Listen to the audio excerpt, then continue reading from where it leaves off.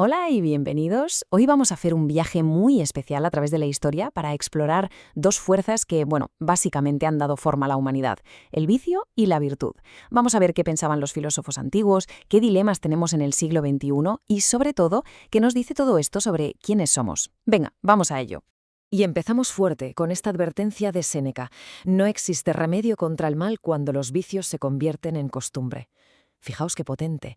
Palabras de hace casi 2000 años que nos meten de lleno en la cuestión. ¿Qué pasa cuando lo que está mal deja de ser una excepción y se convierte en lo normal? Y claro, esto nos lleva a la gran pregunta de este análisis.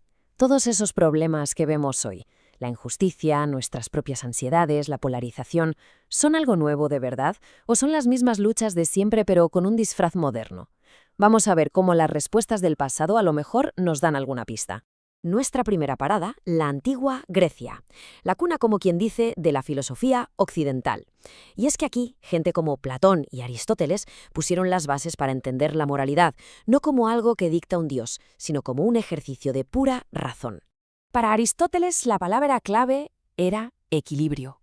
La virtud no era irse a un extremo, sino encontrar el justo medio entre dos vicios. Por ejemplo, el valor. El valor es ese punto exacto entre ser un cobarde y ser un temerario que se lanza sin pensar.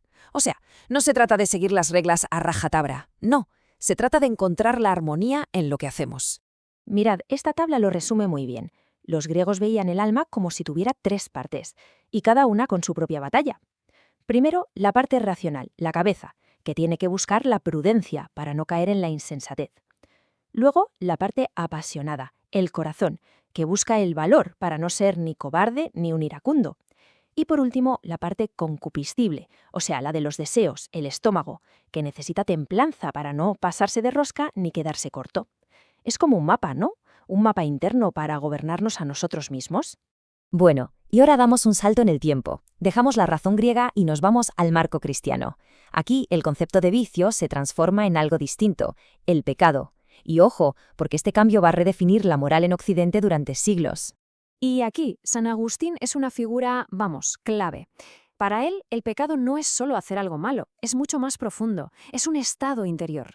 Y todo nace de la soberbia, de ese momento en que la voluntad decide quererse más a sí misma que a Dios, y con eso se aleja del bien. Y si hay alguien que plasmó esta idea de una forma brutal, ese fue Dante Alighieri. Con estas palabras tan famosas empieza su Divina Comedia. La historia de un alma perdida en una selva oscura, que desesperadamente busca el camino de vuelta a la virtud. Justo al empezar, a Dante se le cruzan tres bestias que no le dejan pasar. Pero cuidado, que no son animales y ya está. Cada uno es un símbolo, un vicio capital. La pantera es la lujuria, el león la soberbia y la loba la avaricia. Son, básicamente, las fuerzas que nos tienen atrapados en esa selva oscura. Y esta imagen es el corazón de su visión. El infierno de Dante no es un sitio caótico para nada, es un sistema moral súper ordenado, una especie de GPS moral que va bajando círculo a círculo y te va mostrando cómo cada vicio, del más tonto al más grave, tiene su consecuencia. Una consecuencia lógica y además eterna. Imaginaos llegar a las puertas del infierno y leer esto.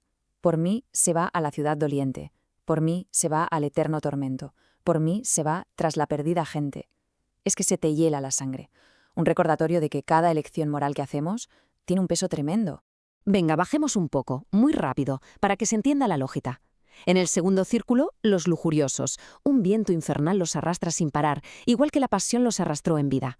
Más abajo, los glotones, tirados en un fango asqueroso bajo una lluvia helada. En el séptimo, los violentos, hundidos en un río de sangre hirviendo. Y en el fondo del todo, en el centro, los traidores, congelados en hielo, una frialdad eterna para los que rompieron el calor de la confianza. Vale, hemos estado en la Grecia clásica, en el infierno de Dante. Pero, ¿y ahora qué? ¿Cómo se ven estas cosas hoy en día? ¿Es posible que los viejos pecados sigan por ahí, pero con máscaras nuevas?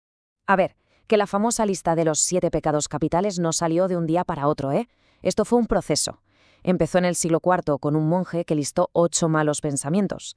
Luego, en el siglo VI, el Papa Gregorio I la dejó en 7, que es la que se quedó. Y finalmente Dante la hizo inmortal. Y hoy seguimos dándole vueltas al tema. Y aquí viene lo interesante, el contraste. Hoy en día se empieza a hablar de pecados sociales. Por ejemplo, la soberbia de antes, pues hoy podría ser esa arrogancia con la que tratamos el planeta, la contaminación ambiental, la avaricia en generar pobreza o en esa acumulación de riqueza que es casi insultante, o la lujuria, que se podría ver en la manipulación genética sin control. Lo que antes era una falta personal, ahora tiene unas consecuencias globales. Y ya para ir cerrando nos quedamos con esta reflexión que es muy potente. Somos capaces de las mayores heroicidades y al mismo tiempo de las mayores bajezas. Esta dualidad, esta contradicción, es el campo de batalla donde siempre se han enfrentado el vicio y la virtud. Entonces, después de todo este viaje por el lado oscuro, ¿qué es la virtud? Pues es esa cualidad que nos empuja a hacer el bien. Es esa conciencia que nace de valores como la justicia, la prudencia. Es, al final, la mejor versión de nosotros mismos sacada a la luz. Y terminamos con una idea para pensar. Todos vivimos bajo el mismo cielo, sí, pero no todos tenemos el mismo horizonte. Ese horizonte personal lo definen las elecciones, la conciencia, esa brújula moral que cada uno decide seguir. Y la gran pregunta que queda en el aire es, ¿qué es lo que define ese horizonte?